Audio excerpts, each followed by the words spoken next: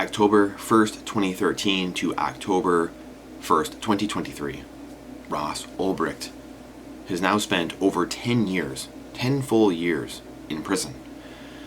Quote from Ross Ulbricht: 1 year for each finger on both hands. Today ends a full decade in prison. Sometimes I fear I'll spend the rest of my life behind concrete walls and locked doors, but I have no one else to blame. It's my poor choices that led me here. All I can do now is pray for mercy. It's Ross Ulbricht on the last 10 years of him being arrested for the Silk Road. Now, I'm not going to say too much about what happened there, because I'm not an expert in the situation. But more importantly, because who in the world knows if this message would even get out if I really say what I believe happened and what I've studied has happened. All I can say is that we are in a time that tries men's souls. Free speech is under attack. Freedom of movement is under attack. Privacy is under attack. Life, liberty, and pursuit of happiness, freedom of property rights are under major attack.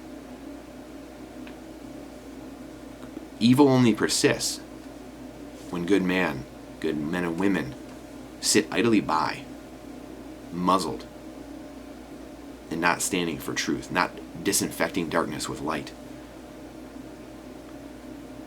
You open up every news source possible, which is probably the first mistake that any of us can make. And it's just clown world headline after clown world headline. And part of that just because we're humans and there's 8 billion of us, and there's going to be a lot of people doing a lot of ridiculous things. But in this fiat-based world where clicks and attention are the currency, distraction theater is the goal, to confuse and distract the public and dissuade them from learning anymore and making things so confusing and so hard to understand that it dissuades any of us from actually learning the system and actually learning what's going on. We all go to work, or most people go to work every day, and they never ask what they're working for. What am I working for? What goal am I working for? What mission am I working for? What money am I accepting? What currency am I accepting? I've often said for years now, the only trade you should be trading for your finite time and energy is probably something equally as finite, correct? That's it. There's nothing else. Why would I accept a limitless, infinite currency for my finite time? A finite asset, something I'll never get more of, my time. Yet I'm going to trade it for infinite pieces of paper, infinite digits in a computer that can be typed in and stolen away from me by the who's who of global leaders. That has got to be one of the most insane things I've ever heard in my life. But you talk to the average person about it, unfortunately, we've all been there. I've been there. I was there, a decade or two ago, not understanding the process and understanding what was happening, and just hoping I was going to get ahead. Hoping, I know my wife was there, same thing. Hoping, when she was growing up, I don't even know if I'll ever be able to trust a guy. Will I even be able to get ahead? The system's so broken. And I'm just going to have to work forever, I think, and hopefully I get ahead. And I know so many stories like that. We have to separate money from state.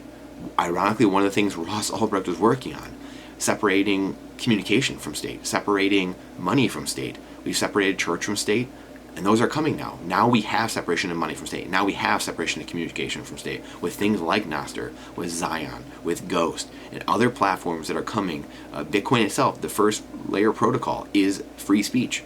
That's all code is. That's all Bitcoin is. The first layer protocol is free speech. It's all it is. So what are we going to choose? Again, are we going to choose this world where we let the state put away people who are expanding freedom for all people in the world? Ross Ulbricht, in my opinion, didn't do anything. He didn't harm anyone. He was running an e-commerce site and got locked away for, double life plus 40 years for an e-commerce website. And many of us could have stories, right, of simple drug charges or what have you, when people are put in jail or put in prison for the simplest of things. Yet we look around and the people committing the most gravest of acts are settling out of court. I'm going to brush everything away. They're doing things to other human beings. They're doing things to to young human beings that we're going to look the other way. Nothing's going to happen. We'll never know the story. Oh, that person's gone. They just happened to disappear. Oh, that person just happened to off themselves. We'll never know. Sorry. Nothing to see here. But yet, the people who are standing for truth, which, again, in the Bible, history repeats over and over and over. In the Bible, you're shown this is the path. The people that put down their life and pick up their cross are generally the ones martyred, are generally the ones who are taken out. But what is it to gain your whole life? What is it to keep your life and lose your soul in the process? Remember, from dust we came, to dust we shall return. I'm taking nothing with me. None of us are taking anything with me. All of us end up in the same spot. A pile of dust someday.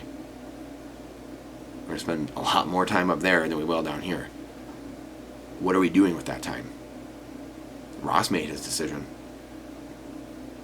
He's serving a sentence for all of us. There are many people that are serving sentences for all of us. What are the free people, what are us free people doing? How are we putting down our life and picking up our cross? How are we serving humanity? How are we serving the people around us? How are we speaking truth to tyrants? How are we speaking truth to the masses? How are we doing what we're called to do?